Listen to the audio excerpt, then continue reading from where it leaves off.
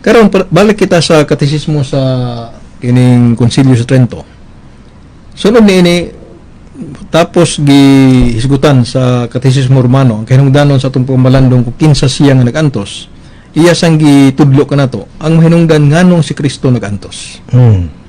Matod pa sa maong katekismo aron ato makita ang kadakon sa Dios no gugma alang kanato kinahanglan nga atong masayran nga ang mahinungdan nga ang manunubos nagpasakit. Kung ikapakuntana kung nganong ang anak sa Dios miagi sa makasakitan sa iyang labing pait nga pagantos, no? So mao gyapon Brad Alvin, no? Ang katekismo Romano balik-balik, no? Kinsang nagantos ang anak sa Dios. Anak sa Diyos. The person. Miagi sa makasakitan sa iyang labing pait nga pagantos. Ato makita ang naguna nga mga hinungdan diha sa napununod nato nga kahimtang gumikan atong pagpakasala sa atong unang mga ginikanan. Diha sa mga sala sa daotang binuhatan nga nahimo sa tanang mga tao sukad sa sinugdanan hangtod ni ining mga adlaw ug diha usab sa pagabuhaton pa nga pagpakasala hangtod sa katapusan sa kalibutan. Diha sa iyang kamatayon ug pag-antos ang anak sa Dios ang atong manunubos nagtinguha sa pagpamayad sa mga sala sa tanang katuigan uban ang panlantaw sa pagtubos o pagpapas kanila hangtod sa hangtod ug sa paghalad alang kanila sa walay kinutuban nga pagpamayad ngadto sa iyang walay katapusang amahan. Gani aron sa pagdugang sa kalangdon ining mao misteryo, si Kristo dili lamang nagantos alang sa mga makasasala, kundi niadto mga makasasala nga mao ang nagmugna ug nagpahamtang sa tanang kasakitan nga iyang nasagubang. Gipahinumduman kita diha sa sulat ngadto sa mga taga-Hebreo sa Hebreo kapitulo 12 bersikulo 3 nga palandunga kung unsa ang iyang giantos, kung unsa ang iyang pagpailob taliwa sa labihang pagsupil sa mga makasasa aron kamo dili maluya ug mulunga. Ang tanan nga kanunay nga nahulog ngadto sa sala nalakip ni ini nga salaod. Ang atong mga sala ang nagtukmod sa atong Ginoong Kristo ngadto sa kamatayon sa krus. Kadtong naglunang pa sa sala ug kadautan agad sa ilang gibuhat.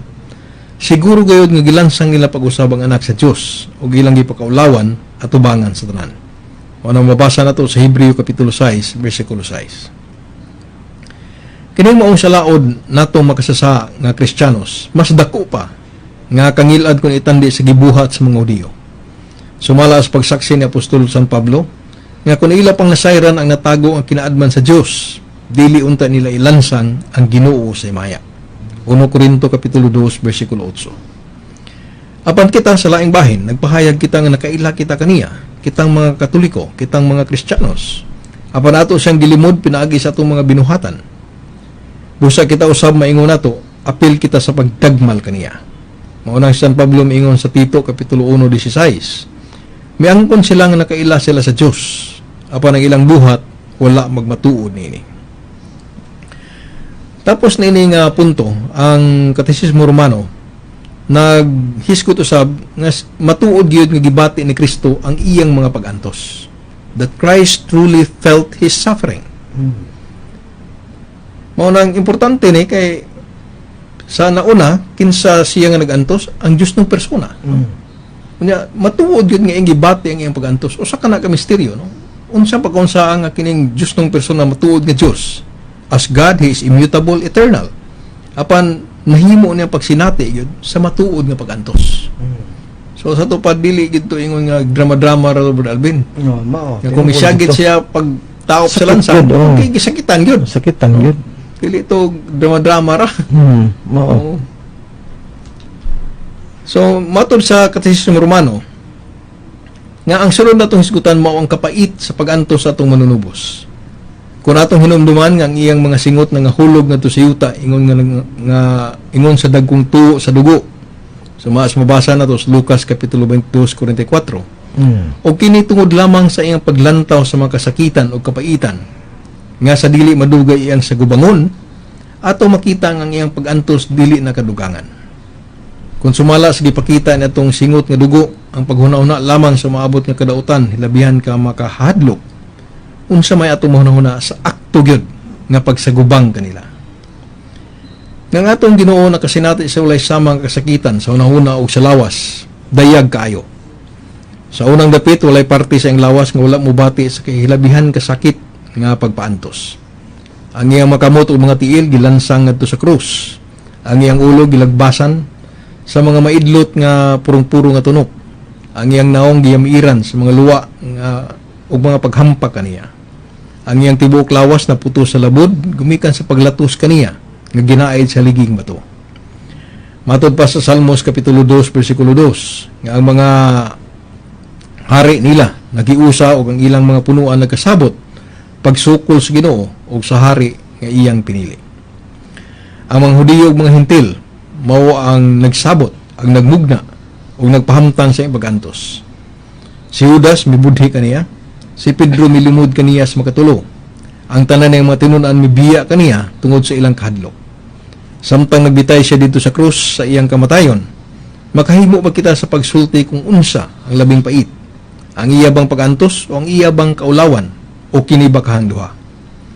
Walay kamatayon nga mulabaw ka makauuaw. Wala na siguro yung mulabaw pagkapintas kay niini nga nagbugna, mugna, no? Nga gitagana aron sa pagsilot sa labing dautan o makalilisang nga kriminal. Usa kini kamatang sa kamatayon nga inanay nga mopasamot sa iyang kasakit o mga ngulngol, no? Nga mga pag-antos. Dugang pang iyang pag-antos mosamot ka grabe tungod sa pagkabuhat sa iyang lawas. Gilalang kini sa gahom sa Espiritu Santo. Busa masingpit, no? Kadto og mas maayo nga pagkamugna kay sa lawas sa ubang mga tao.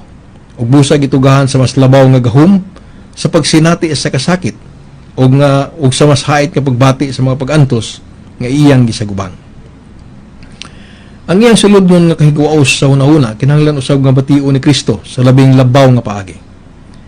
Ang mga santos nga kinahanglan nga mosagubang sa mga pagpasakit kanila wala makulangin sa paglaom sa pagdawat og ganti gikan sa kahitasan nga nakapahimo nila sa pagdawat sa ilang mga pag-antos nga mapailubon. Kung dili usab sa makadaghan nga gayon taliwa sa ilang pag-antos, ilang gibati ang suludnon nga kalipay. Matod pa ni San Pablo, og karon gikalipay kung ako mga pag-antos tungod kaninyo, kay pinaagi sa akong mga giantos, nakatabang ako paghingpit sa wala pa matapos ng mga pag-antos ni Kristo, alang sa ing lawas nga maong iglesia. Kolosas kapitulo 1 bersikulo 24. Og sa laing bahin si San Pablo sad miingon, sa tanan namong kalisdanan masaligon gihapon ako og malipayon kayo.